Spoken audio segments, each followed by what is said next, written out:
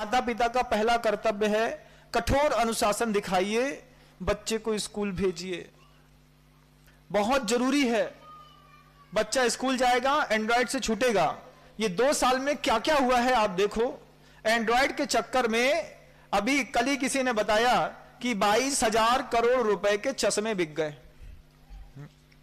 सुन करके बड़ा आश्चर्य हुआ कि ये एंड्रॉयड ने क्या करा दिया कि रात रात भर बच्चे लगे रहते थे। एंड्रॉयड के चक्कर में डिप्लोमा कोर्सेज करने वाले डॉक्टरों में सबसे ज्यादा डॉक्टर ईएनटी के बनने लगे। क्यों? क्योंकि बच्चे 24 घंटे कान में हेडफोन फंसाते, सामने एंड्रॉयड रखते और देखते रखते।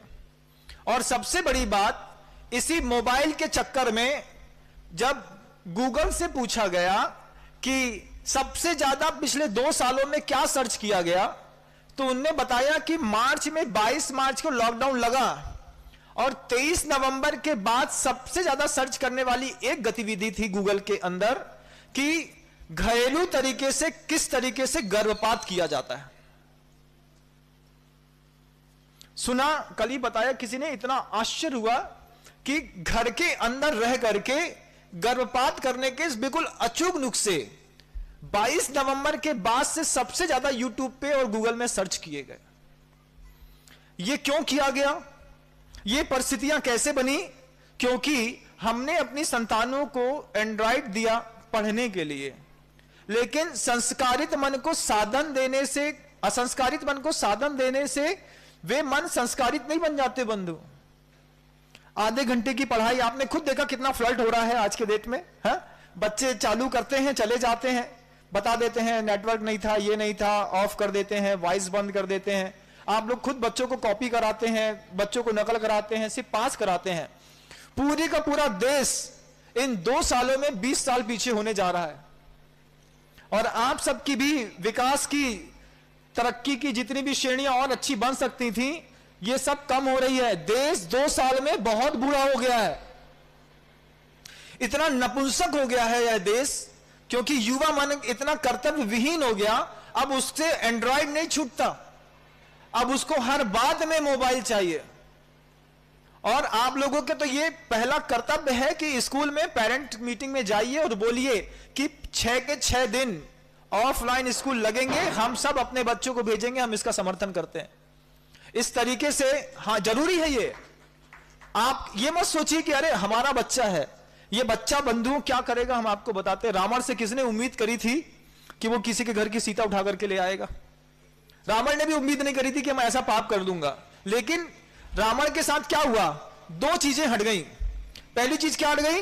ज्ञानामृतम रसस्वादः, कि संसार रूपी ये जो विष वृक्ष है, जिसमें जड़ से लेकर के, मूल से लेकर के, पत्ती से लेकर के, शाखे से लेकर के, तने से लेकर के, सब में विष ही विष भरा है। हवा भी चलती है तो हवा विषैली हो जाती है। ऐसा ये संसार का विष वृक्ष है बंधुओं। इस विष वृक्ष में सिर्फ 2 फल अच्छे लगते थे। एक ज्ञानामृतम रसस्वादः, कि किसी को ज्ञानामृत करने के लिए, रस स्वादन करने के लिए आगम मिलता हो, सिद्धांत मिलता हो, न्याय मिलता हो, गुरुओं का सानिध्य मिलता हो। तो ये तो लॉकडाउन में मिला नहीं। और दूसरा था संगति सज्जनैः सह, तो संगति सज्जन के साथ होनी थी, लेकिन आपने एंड्रॉयड के साथ करा दी। और एंड्रॉयड के साथ संगति करा दी, परिणाम इतना बीभत्स है। आप खुद देखिए कि घरेलू गर्भपात कराने के सबसे ज्यादा अचूक नुस्खे, सटीक घरेलू उपाय, ये सबसे ज्यादा गूगल में क्यों ढूंढे गए? क्योंकि संगति बिगड़ गई है। लेकिन आत्मा अभी मरी नहीं है। मरी इसलिए नहीं है कि इतनी भी प्रतिकूल परिस्थितियां होने के बाद आज भी अगर रामायण चालू होती है तो हम सारे पाप में लिप्त होने के बाद भी अंतर्मन में गूंज उठती है, रामायण देख लो, आ रही है देख लो। अरे तुम पापी हो, तुम पाप करते हो, तुम एंड्रॉयड चलाते हो, तुम दारू भी पीने लगे, सिगरेट पीने लगे, दुनिया भर के काम करने लगे, लेकिन तुम्हारा आकर्षण राम से खत्म नहीं हो रहा है। ये आकर्षण जो तुम्हारा राम से खत्म नहीं हो रहा है, यही तुम्हारे लिए एक उम्मीद है कि आज भी तुम सुधर सकते हो। वस्तुतः ज्ञान क्या है बंधुओं? कि ज्ञान एक नदी के प्रवाह के जैसा है। इसको सुखाया नहीं जा सकता, इसकी मात्र धारा मोड़ी जा सकती है। तो 2 साल के पीछे 2 साल में जो ज्ञान के प्रवाह की धारा आपकी एंड्रॉयड में चली गई, 4G नेटवर्क में चली गई, अमेजोन में चली गई, दुनिया की चीजों में चली गई, गर्भपात के घरेलू नुस्खे खोजने में चली गई, आंख के इलाज में चली गई, कान के इलाज में चली गई, ये ज्ञान का प्रवाह था। कुछ नियत समय के लिए यहां से वहां मुड़ गया था। अब पूरे संसार में रहने वाले लोगों का यह कर्तव्य है कि अपने उस ज्ञान की धारा को फिर मोड़ो, क्योंकि प्रवाह है। अगर गलत चीजें सीख ली है उसको मिटाया नहीं जा सकता। एक बार आपने कोई भी गलत वस्तु सीख ली, कभी आप उसको अपने दिमाग से अलग नहीं कर पाएंगे। आप क्या कर सकते हैं कि धतूरे को संस्कारित करना है। अगर अब धतूरे को संस्कारित करना है तो बच्चा है तो उसको स्कूल भेजिए और जाकर के अंदर स्कूल में जाकर के स्टाफ से आवाज लगाइए कि आपको 6 के 6 दिन स्कूल लगानी है, हम अपनी गारंटी पर अपना बच्चा आपकी स्कूल में भेजेंगे, आप चिंता मत करिए। तो बच्चे सुरक्षित रहेंगे। और आप लोगों से भी निवेदन है कि अगर किसी को हमारी बात दूर तक भी समझ में आ रही है, तो कल परसों किसी ने बताया कि एक दिन के लिए शायद वो फेसबुक और व्हाट्सएप वो बंद हो गया। 8 घंटे के लिए किसी ने बताया कि बंद हो गया। तो बंद करने से लोग बोलते हैं वो जो उसका संचालक था उसको कितने हजार करोड़ रुपए का नुकसान हुआ। भगवान से प्रार्थना करो जीवन भर के लिए बंद हो जाए। प्रार्थना करो प्रभु से कि अपने आप को सुरक्षित रखना है तो जीवन भर के लिए ये 2 चीजें फेसबुक और व्हाट्सएप अगर बंद हो जाए।